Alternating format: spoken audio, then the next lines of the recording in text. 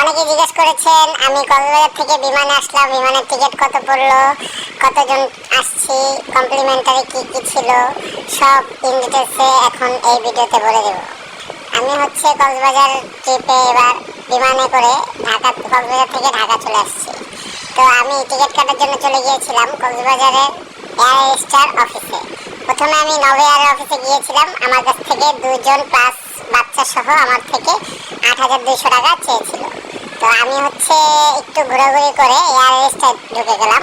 Air star ঢোকার পরে ওনাদের অফিসিয়াল যে অফিস আছে সে অফিসে ঢুকলাম। ঢোকার পরে আমি এয়ার স্টার চুজ করলাম, কারণ এয়ার স্টার একদম নতুন বিমান, যার কারণে আমার কাছে এয়ার স্টার ভালো লাগছে।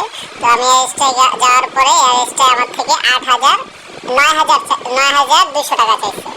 তো আমি বললাম একটু ডিসকাউন্ট দেন, একটু বার্গেনিং করছি, যার কারণে আমাকে বিকাশ পেমেন্ট একটা ডিসকাউন্ট ছিল। সে বললো যে স্যার আপনি বিকাশ পেমেন্টে যদি পেমেন্ট করেন তাহলে আমি ডিসকাউন্ট দিতে পারবো। তো আমিও রাজি হয়ে গেলাম। কমপ্লিমেন্টারি এক পিস লেয়ার কেক আর নাট বিস্কুট দিয়েছিল 2 পিস, আর একটা পানি। তো পুরোটা বিমানে জুড়ে আমি জাস্ট ছবি তুলতেছিলাম, ভিউ দেখতেছিলাম।